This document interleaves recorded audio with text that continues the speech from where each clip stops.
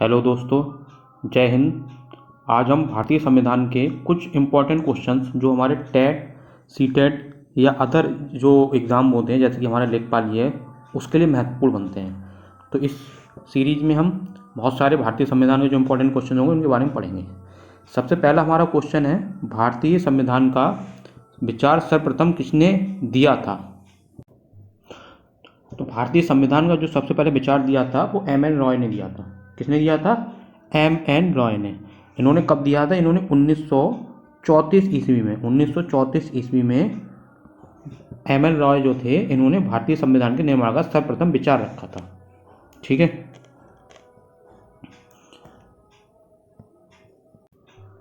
Next question है, संविधान कब लागू किया गया था? तो जो भारतीय संविधान है वो 26 जनवरी 1950 को लागू किया गया था। कब लागू किया गया था? 26 जनवरी 1950 को। 26 जनवरी 1950 को। जो भारतीय संविधान था वो कब बनकर तैयार हुआ था? ये हमारा 26 नवंबर 1949 को। 26 नवंबर 1949 को भारतीय संविधान बनकर तैयार हो गया था। ठीक है। और इसे लागू कब किया गया था? 26 जनवरी 1950 को। जो संविधान सभा थे उसके अध्यक्ष कौन थे? तो जब भारतीय संविधान बना था तो उसके जो प्रथम अध्यक्ष जो थे वो पहले अस्थायी अध्यक्ष बनाए गए थे। वो थे हमारे सच्चिदानंदन सिन्हा।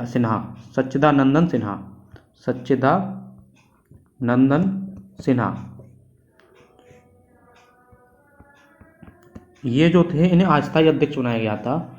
उसके बाद में जो परमानेंट स्थायी अध्यक्ष जो था वो डॉक्टर राजेंद्र प्रसाद को बनाया गया था। तो इसका जो सही उत्तर है वो है डॉक्टर राजेंद्र प्रसाद। तो संविधान सभा के जो प्रथम अध्यक्ष थे वो कौन थे? डॉक्टर राजेंद्र प्रसाद। ये स्थायी अध्यक्ष थे। अगर अस्थायी अध्यक्ष पूछता है तो सच्चिदानंदन सिन्हा हो जाएगा। ठीक है। नेक्स्ट क्वेश्चन देखिए अब, संविधान सभा के ड्राफ्ट समिति के अध्यक्ष कौन थे? तो जो ड्राफ्ट समिति बनाई गई थी, बहुत सारी समितियां बनाई गई थी संविधान सभा में। जो ड्राफ्ट समिति थी उसका मेन काम था संविधान का एक प्रश्न तैयार करना, जो संविधान है उसको रूपरेखा तैयार करना। इसके जो अध्यक्ष थे वो थे डॉक्टर भीमराव अम्बेडकर। ये आपको याद रखना है कि जो संविधान सभा के ड्राफ्ट समिति के अध्यक्ष थे वो कौन थे? Doctor Bhimrao Ambedkar. Next question हमारा, संविधान सभा की प्रारंभिक सदस्य संख्या कितनी थी?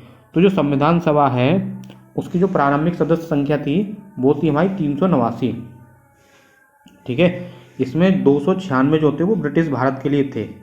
296 में से भी 292 जो थे वो उस समय जो ब्रिटिश प्रोविंसेस थे उनके लिए थे। 292 ब्रिटिश प्रोविंसेस थे और 4 हमारे जो थे वो ब्रिटिश ऐसे क्षेत्र थे जो डायरेक्ट वायसराय के अधीन आते थे। 4 हमारे ब्रिटिश वायसराय के जो अधीन क्षेत्र आते थे उनके लिए सीट आरक्षित की गई थी। और जो टोटल में से जो हमारी 73 सीट थी वो 72 सीट थी। टोटल में से 72 सीट जो थी वो हमारी जो थी 72 सीटें वो हमें आरक्षित की गई थी जो उस समय प्रिंसली स्टेट थे। ठीक है। मतलब कि यहाँ पे राजा राज्य करते थे और वो अंग्रेजों के अधीन थे। प्रिंसली स्टेट जिन्हें हम बोलते थे वो थे। उनके लिए 72 सीटें आरक्षित की गई थी।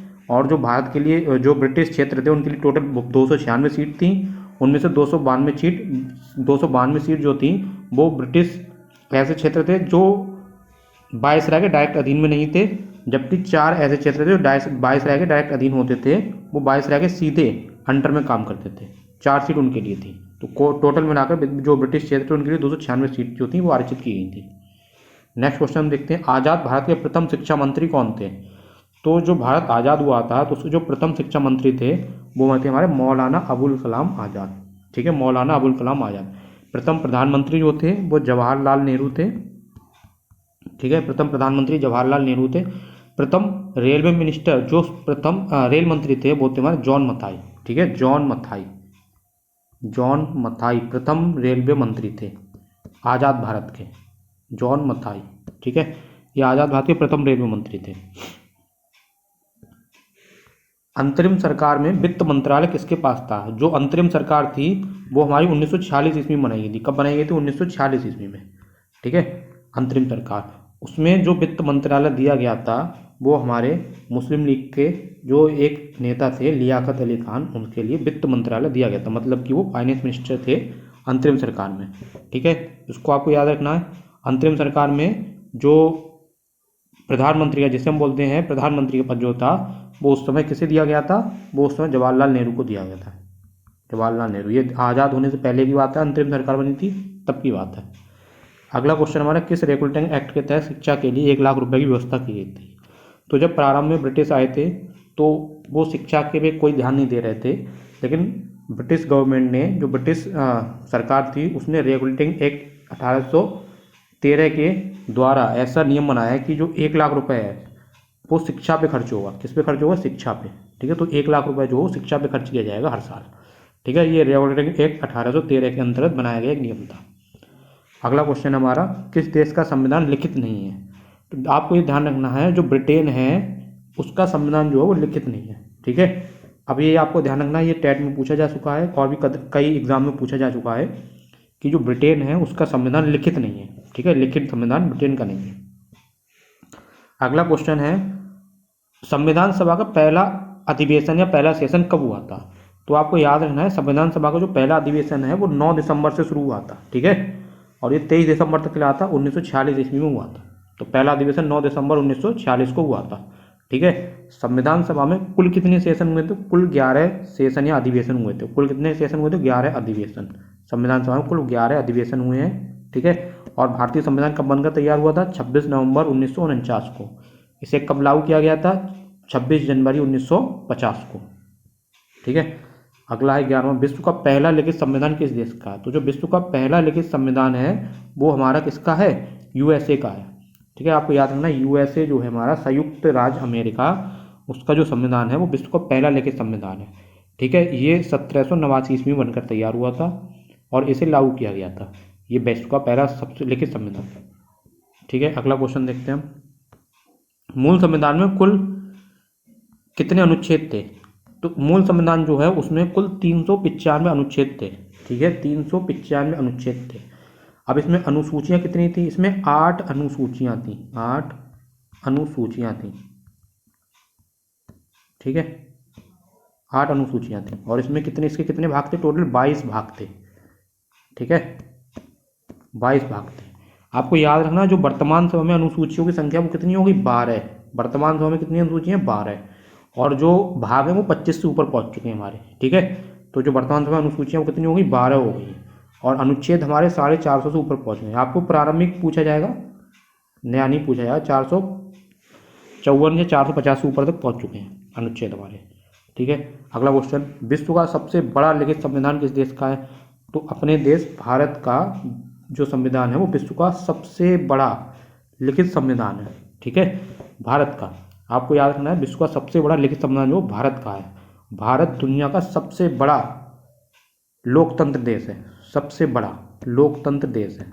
ठीक है, भारत अपना देश। ठीक है, ये आपको याद रखना है। भारतीय संविधान की समवर्ती सूची किस देश से ली गई है? अब देखो, भारत का संविधान बनाया गया तो बहुत सारी चीज़ें जो हैं वो अन्य देशों से ली गई थी।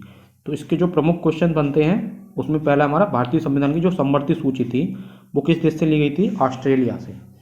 ठीक है, समवर्ती सूची का मतलब होता है जिसमें हमारे ऐसे अवयव दे रखे होते हैं जिन्हें राज्य सरकार और केंद्र सरकार दोनों इन पर कानून बना सकते हैं। लेकिन अगर केंद्र सरकार कोई कानून बनाती है तो वो राज्य सरकार के ऊपर रहेगा। मतलब कि राज्य सरकार का बनाया हुआ कानून बाहर हो जाएगा और केंद्र सरकार द्वारा बनाया गया कानून उस पर लागू होगा। ठीक है, और इसमें 2 सूची और होती हैं। एक होती है हमारी केंद्रीय सूची, इस पर केंद्र सरकार का केवल मतलब अधिकार होता है। इसमें जितने भी हमारे अवयव होते हैं उनमें केवल केंद्र सरकार कानून बना सकती है। दूसरी होती है राज्य सूची। ठीक है, इस पर केवल राज्य के जो राज्य होते हैं उनका अधिकार होता है। इसके अंदर जो भी हमारे अवयव आते हैं उन पर कानून बनाने का। समवर्ती सूची में हमारे ऐसे अवयव आते हैं जिन पर केंद्र और राज्य दोनों बना सकते हैं। ठीक है, कानून। अगला क्वेश्चन हमारा, मूल कर्तव्यों को भारतीय संविधान में किस देश से लिया गया है? तो जो मूल कर्तव्य है उनको हमने संयुक्त यूएसएसआर, मतलब कि सोवियत, जो संयुक्त सोवियत संघ था हमारा, सोवियत संघ, जैसे अब हम रसिया बोलते हैं, सोवियत संघ, जो 1991 में टूट गया था, अब रसिया है हमारा। ठीक है, रशियन नेशन जो है, रशियन कंट्री जो है हमारा वो है, अब उसे बोलते हैं हम पहले यूएसएसआर। ठीक है, उससे हमारे जो भारतीय संविधान में जो मूल कर्तव्य लिए गए, फंडामेंटल ड्यूटीज ली गई हैं, वो यूएसएसआर मतलब कि सोवियत संघ के संविधान से ली गई हैं। और आपको याद रखना है जो मूल कर्तव्य हैं वो संविधान के 51 के आर्टिकल 51A या 51 का में वर्णित है। ठीक है, और जो मूल कर्तव्य हैं उनको जिस कमेटी ने रिकमेंड मतलब कि बताया था लागू करने के लिए, उसका नाम था स्वर्ण सिंह कमेटी। स्वर्ण सिंह कमेटी, स्वर्ण सिंह कमेटी। इस कमेटी ने जो मूल कर्तव्य थे उसको लागू करने के लिए बताया था स्वर्ण सिंह कमेटी ने, इसलिए 51 के या 51A में जो है मूल कर्तव्यों का वर्णन किया गया। ठीक है, अगला सवाल हमारा, एकल नागरिकता को किस देश के संविधान से लिया गया? तो भारत जो है उसमें एकल नागरिकता है। ठीक है, जो कि ब्रिटेन की तहत मतलब ब्रिटेन की तरह है, ब्रिटेन में भी एकल नागरिकता है, जबकि कुछ देश जैसे कि हमारा USA संयुक्त राष्ट्र अमेरिका जो है वहाँ पे डबल नागरिकता है, डबल सिटीजनशिप है, दोहरी नागरिकता है वहाँ पे, दोहरी नागरिकता है। क्यों है वहाँ पे दोहरी नागरिकता? क्योंकि वहाँ पे क्या होता है, दोहरी नागरिकता होती क्या है, दोहरी नागरिकता का मतलब हो गया है कि वहाँ पे एक हमारी स्टेट की नागरिकता रहेगी, मतलब कि जो स्टेट होते हैं अमेरिका में 50 स्टेट हैं तो उनकी नागरिकता अलग रहेगी, स्टेट की नागरिकता अलग रहेगी, और जो पूरा देश है मतलब देश की नागरिकता अलग रहेगी, देश की अलग नागरिकता है, स्टेट की अलग नागरिकता है। मतलब कि अगर कोई एक स्टेट का रहने वाला दूसरे स्टेट में जाता है तो वहाँ पे उसके लिए वीज़ा लेना पड़ता है। ठीक है, इस तरीके से इसको बोलते हैं हम दोहरी नागरिकता, स्टेट की अलग नागरिकता है और देश की जो पूरे USA की उसकी नागरिकता अलग है, इसे हम बोलते हैं दोहरी नागरिकता। अपने देश में एकल नागरिकता है, और कहाँ से ली गई है, वो ब्रिटेन से ली गई है। अगला क्वेश्चन हमारा, जुडिशियल रिव्यू को किस देश से लिया गया? तो जो भारतीय संविधान में जुडिशियल रिव्यू जो है वो सबसे पहले केशवानंद भारती केस में निकल के आया था। ठीक है, और इसे हम बेसिक स्ट्रक्चर डॉक्ट्रिन भी कहते हैं। वो किस देश से लिया गया है? अमेरिका का, संयुक्त राष्ट्र अमेरिका से लिया गया है जुडिशियल रिव्यू। आप इसको चाहें तो इंग्लिश में याद रख सकते हैं, जुडिशियल रिव्यू। ठीक है, इसे USA से लिया गया है। अगला क्वेश्चन हमारा, राज्य के नीति निर्देशक सिद्धांत किस देश से लिए गए हैं? तो नीति निर्देशक सिद्धांत, इनको हम DPSP भी बोलते हैं, DPSP।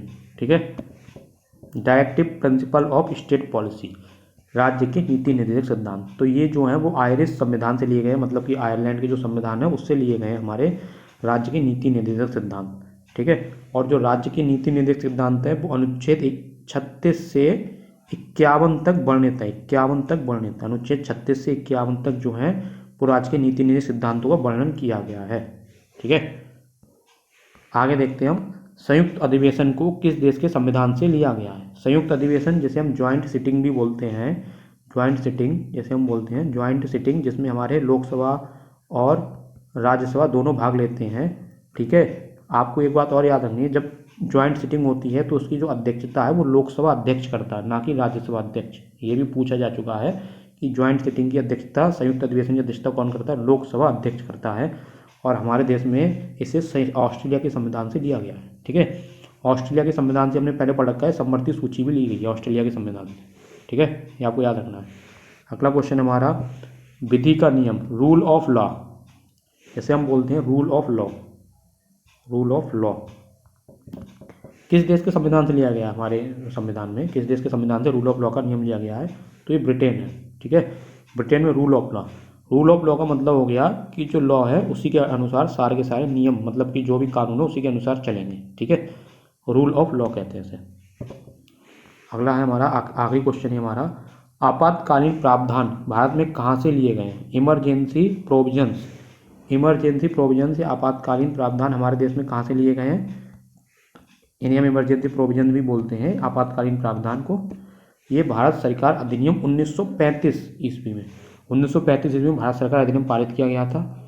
इसी पे मूलतः हमारा जो संविधान का जो स्ट्रक्चर है वो इसी पे आधारित है, तो ये इसी से लिए गए थे। आपातकालीन जो प्रावधान है वो इसी में भारत सरकार अधिनियम 1935 में वर्णित किए गए। ठीक है, तो ये रहा हमारा पूरा सेशन। अगर आपको हमारा ये इनिशिएटिव अच्छा लग रहा है, आपको क्वेश्चन अच्छे लग रहे हैं, तो हमारे चैनल को लाइक सब्सक्राइब करें, कमेंट में लिख के बताएं। अगर आपको और ऐसी वीडियो चाहिए तो मैं ऐसी वीडियो और भी बनाऊंगा। धन्यवाद, जय हिंद।